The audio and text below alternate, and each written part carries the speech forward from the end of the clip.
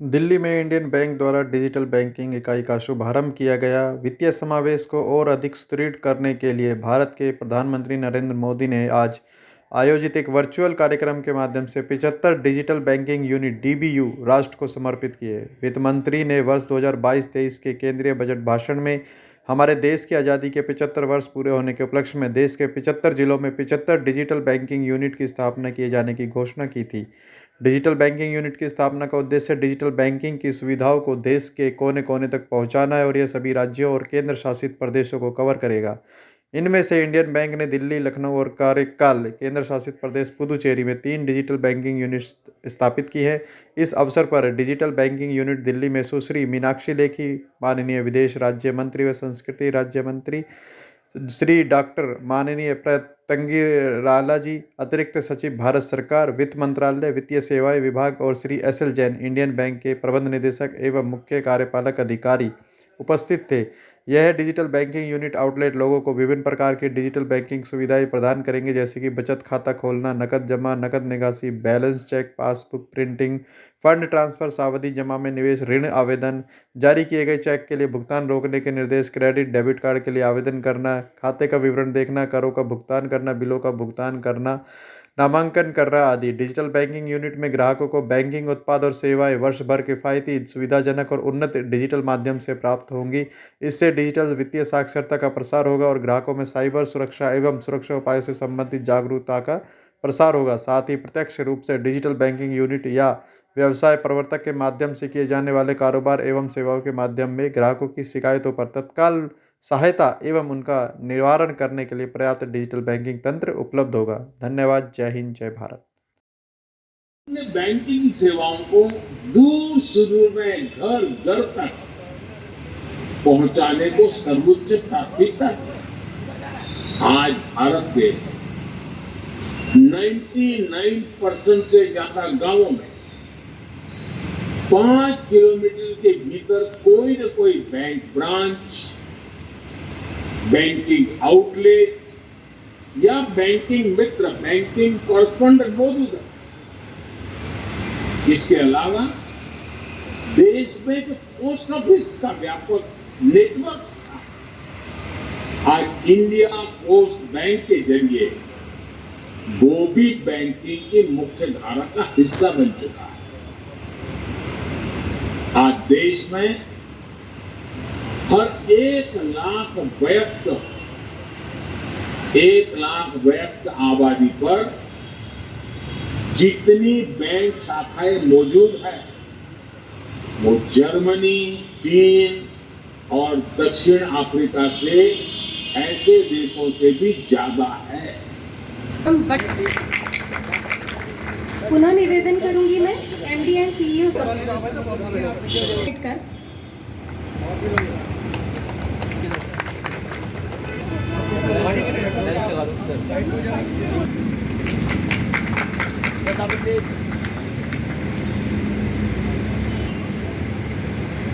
मैं सिर्फ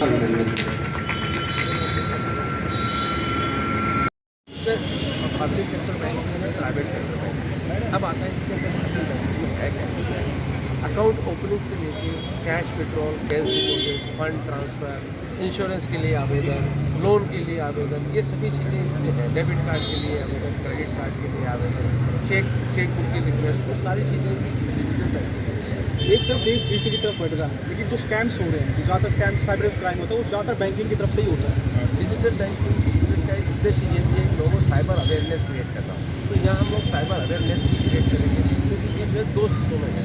एक है सेल्फ सर्विस में, एक असिस्टेंट सर्विस में। हमारा हम उनको साइबर के बारे में बताएंगे, do not disclose your OTP, disclose your password और पिन नंबर नहीं बताएं।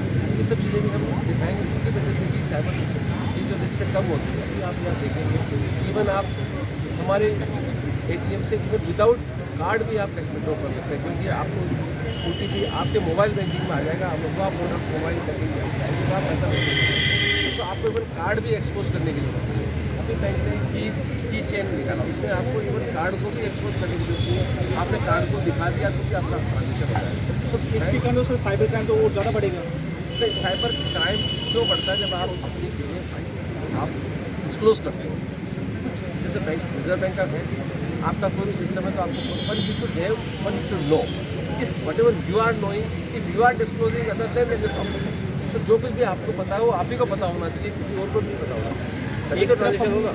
का भी योगदान है इसमें, डीसीज का भी योगदान है इसमें, जनरल पब्लिक का भी योगदान है, इसमें हर आदमी का अपना रोल है, क्योंकि हमको अवेयरनेस क्रिएट करना है। कि काफ़ी लोग है ना डिजिटलाइज तो पढ़ नहीं पाते, काफ़ी लोगों को दिक्कतें आएंगी शुरू में स्टार्टिंग में, तो बैंक का कोई ऐसा माहौल बनाएगा कि लोग जो डिजिटल पढ़ नहीं पाते, जो कम पढ़े लिखे, उनके लिए क्या बेनिफिट्स है? हमारे डिजिटल बैंकिंग में लेकर हमारे 42 फाइनेंशियल लिटरेसी सेंटर्स हैं।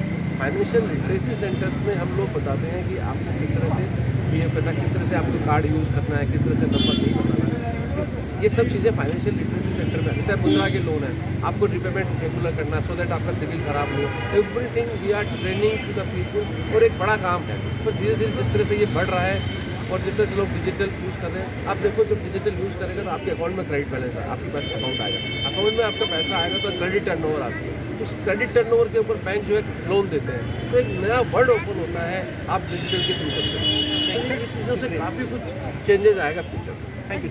उपलब्धि हुई है।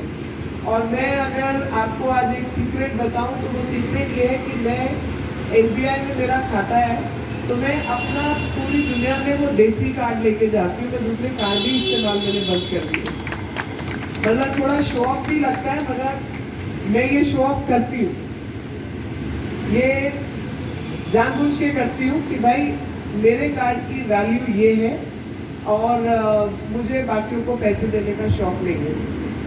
तो आप लोगों से भी आग्रह रहेगा कि जो पब्लिक सेक्टर के बैंक्स हैं उनका अधिक से अधिक इस्तेमाल करें और हमें वो फाइनेंशियल सिक्योरिटी पर्सनली भी मिलती है और साथ में वो फाइनेंशियल सिक्योरिटी देश को भी मिलती है। और सबसे बड़ी बात कि बैंकिंग व्यवस्था का फ़ायदा, अगर जैसे इंडियन बैंक का इतिहास बताया कि 40 साल आज़ादी से पहले ये बैंक शुरू हुआ और स्वदेशी का ही हिस्सा था, यानी भारत की अर्थव्यवस्था भारतीय ही संभाले गए। तो जो एक्सप्लॉयटेटिव मैकेनिज्म उस समय चले होंगे वो हर क्षेत्र में थे, क्योंकि अंग्रेज तो सब कुछ ही कंट्रोल करते थे। तो बैंकिंग का भी अपने आप में एक बड़ा महत्व था। तो ये हमारे ही लोगों द्वारा शुरू किया गया और वो आज आज़ादी के 75 वर्ष पूरे होने पर जो 75 डिस्ट्रिक्ट के अंदर 75 ऐसे डिजिटल बैंकिंग यूनिट्स खोले गए हैं, उनका भी 75वीं आज़ादी की महत्ता है। और 75वीं सालगिरह की महत्ता ये है कि भारत सुदृढ़ तब तक नहीं हो सकता जब तक हम फाइनेंशियली स्ट्रांग नहीं हैं। तो फाइनेंशियल स्ट्रेंथ को और पक्का बनाया जाए।